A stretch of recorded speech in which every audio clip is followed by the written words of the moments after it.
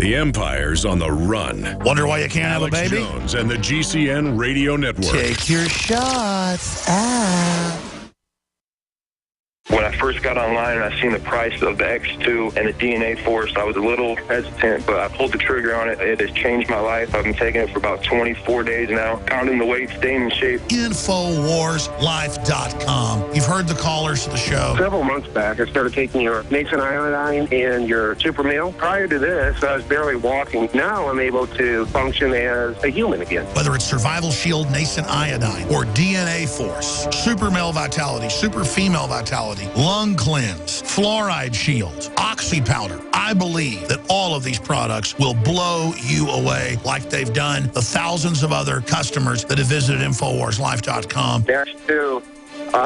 Just amazing what it's able to do to actually detox the body. It's great stuff. If I'm going to promote something, it's got to be something I personally use and that I believe in. Check out InfoWarsLife.com today and the entire line of groundbreaking, cutting-edge, hardcore products. Using unparalleled research in the development of a synergistic formulation based around the key concepts of super oxygenation, the next level in cleansing is here. With key ingredients backed by real clinical studies, the new Oxy Powder, available through InfoWars Life, was invented during Dr. Group's research on the toxification of our bodies. Many herbal colon cleansers are harsh on the body and contain cheap and potentially dangerous ingredients, oftentimes full of synthetic fillers, GMOs, additives, or worse. Gently start cleaning your body with easy capsules that start working while you sleep. Oxy Powder does not require time off work, and there's no need for bad tasting concoctions. Instead, Oxy Powder slowly releases monoatomic oxygen into the intestinal tract and body. Experience the astonishing cleansing power of superoxide and ozonide technology. Go to InfoWarsLife.com or InfoWarsStore.com to get started with Oxy Powder, or call 1-888-253-3139.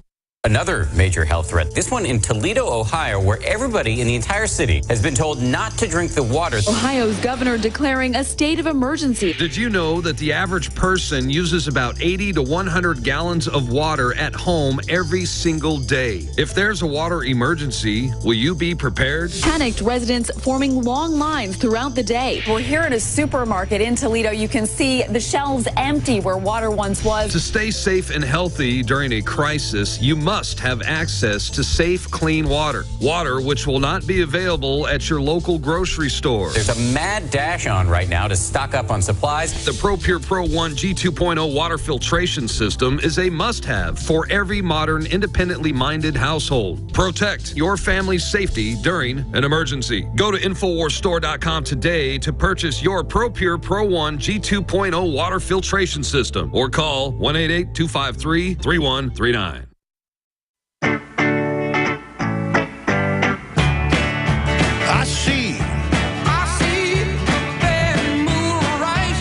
Kidding, over Ferguson. Take you live to the Central Texas Command Center in the heart of the resistance. It's Alex Jones. Welcome back. I'm your host. Ferguson cop rapes woman in jail lawsuit claims. This just went live on PrisonPlanet.com and Infowars.com. Lawsuit comes at the worst possible time as protesters stage in Ferguson. Or protesters mass in Ferguson, Missouri. A pregnant woman says she was raped in jail by a Ferguson police officer last October, according to a federal lawsuit filed Friday. The woman, J.W., in her initials in the suit, was stopped by the accused officer, Jairus Hayden, on October 13th because her license plate were expired. She should have just been illegal. He'd let her go. And Hayden arrested her after she gave a false name. "You smell good," J.W. claims Officer Hayden said to her during her booking. "This will teach you a lesson." J.W.'s boyfriend eventually posted her bond, but Officer Hayden said she still had a traffic warrants for other cities. And then it goes on. In exchange for securing her release, Officer Hayden took J.W. to a boiler room and proceeded to have sex with her. And she did not resist out of fear, according to the lawsuit.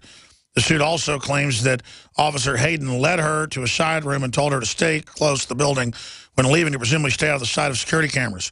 J.W. went to the hospital afterwards, and DNA tests confirmed pubic hair on her body from Hayden. Looks bad, according to the lawsuit. Lawyers will put stuff in lawsuits aren't true, though. I'm not saying it isn't true. I'm just saying I don't believe anything I see these days. The conduct of the city of Ferguson law enforcement in engaging in repeated acts of violence and constitutional violations against the citizens constitutes a pattern, the lawsuit says. The lawsuit comes at a poor time for the city as protesters are expected to riot in response to the jury decision on whether to indict Officer Darren Wilson, who shot and killed 18-year-old Michael Brown during an altercation. Great job churning this out just as it breaks, Kit Daniels. But we might just add the point here that thugs are planning to use protests as cover to riot and delegitimize, because we just say protesters are expected to riot. I know that's what the media says, but we don't have time to edit stuff here on air, and I'm trying to. They got a great team. Let's do all this out openly on the air. Ferguson cop rapes woman in jail. Lawsuit claims. Lawsuit comes at worst possible time as protesters mass. I guess stage is the word in Ferguson. Good report there. We'll see what happens from it. You know, I wouldn't believe stuff like this if so many cops weren't pleading guilty to raping women. And the old thing is, you know, cops pull up by the topless bar on the dancers leave at 2. Pull them over and say, look, you know, give me oral sex and I won't take you in for DWI. I don't know if this guy's guilty or not. It's just a lawsuit. I also know criminals lie a lot. It's amazing how people in this world of fraud think making something up gives them power. And so when you've had people make stuff up about you, you name it, you just start to, like, want to see some proof. And I want to see it from cops when they say about, you know, something about me, and I want to see when people say something about them. So it's what Rappaport was just getting into, the corruption of society. This is what brought Mexico down. It's what's bringing Latin America and Asia down, and the Middle East down. They're not economies based on honor, based on doing business with folks that you can do a handshake deal with.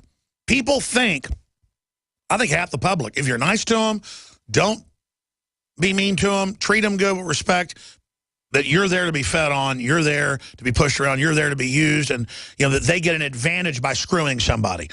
Well, you might the first couple times, but you end up dying alone. You end up being alone. And I just thank my lucky stars every day that I am part of a culture of honorable people and folks that don't backstab and play games. And so many people are sociopathic now, where they think that if they can screw you over, that's winning, even though a real sociopath would know being honorable long-term is actually the best way to be successful. I was always honorable because that's how I was raised in my genetics. That's why they always attack my honor in the media, because they want to say I'm dishonorable because they know my greatest attribute is that I am honorable. So the young people out there, staying out of the system is winning. Becoming independent, that means wealthy, even if it's middle class or just, you know, working class. If you own your own business, your own house, you don't have to answer to anybody, you're successful. It's the gang mentality. Rappaport, I'm ranting here. Give me your comment on what I just said about that, and then I want to get into the sterilization. I see it at all levels, Alex, just like we're discussing here. As you say, how can I take advantage of a situation in order to lie, cheat, steal, commit fraud? It's just one giant, I mean, talk about the melting pot. That's what this country keeps on becoming over and over in bigger and bigger terms at every level, is the fraud, getting over on people, the sociopathic behavior, et cetera, et cetera. You see it at every single possible level, from the biggest down to the smallest. And somewhere this is learned behavior. I mean, because we don't have 100% sociopaths in this country. I mean, this is the culture. This is learned. This is understood. It's learned through television. It's learned through schools. It's learned through parents. It's learned through institutions of society and government, especially. Because if a person experiences the intrusion of government on their life in a completely illegal, fraudulent way, and goes through that experience and understands even a little bit of how it feels, from that point on, that person is going to be changed. They're not going to be the same person. So we see it everywhere.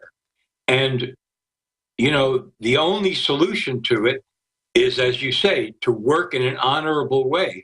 Because when you do, people recognize that. They understand. This is different. This is what I want. This is what I thought America was. This is where I'll put my allegiance, not with these other maniacs. Will we ever hit a bottom? I mean, is there no level of Obama people making fun of us, laughing at us, calling us stupid? How far can they go? I don't think there is any bottom. I think, like everything else that counts, we're talking about grassroots revolution. A revolution in which people stand up in every possible way for principles, regardless of what other people say about them, regardless of what other people do. And there's something, fortunately, that's very contagious about that when people see it happening. You've come across these stories. Somebody defends their home against an intruder successfully, legally, with a gun. Somebody is growing their own food. Somebody is standing up for what's right. And all of a sudden, a huge number of people say, that's right. This is what we thought America was supposed to be. So the more of that we can see, the better the chance is that, we win. But as far as how low those other guys will sink, there's no bottom. There is no bottom. Until they go from smart criminal conspirators, but still evil, to delusional nutcases that think they can burn down half the city because they want to expand their palace, a.k.a. Nero. Exactly. When that happens, then they've committed suicide. And, that's going to happen. It's already starting to happen. Why do elites, whether it's Hitler or Stalin, we know Stalin was poisoned, why do they always push till they fail? If Hitler would have stopped at just Poland and Czechoslovakia and Austria, he was going to be left alone. Then he goes and gets France, attacks England, declares war on the U.S., and then turns against the Russians, 170 million of them, that in a whole bunch of wars and never give up. I mean, I don't know what he was thinking when his big hero, Napoleon, got defeated by him. Bismarck couldn't beat him. I mean, imagine somebody trying to invade America. You can only do it from within, the way we're seeing, and opening the borders up. You couldn't do it the other way, so I give the globalists that. I mean, why is it that evil elites always, who show that they're genius early on, go crazy and do things that destroy them? I think it's because you can't turn back when you've committed a certain amount of evil.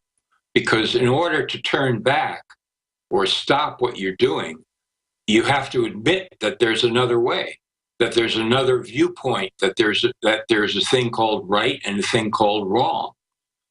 That's what tortures these psychopaths. That if they were to stop, they would have to think and reflect and realize what they've done. So they just give in to this contagion of evil and they do insane things and then they destroy themselves. They can't stop, because to stop is eventually to admit and understand what you've done.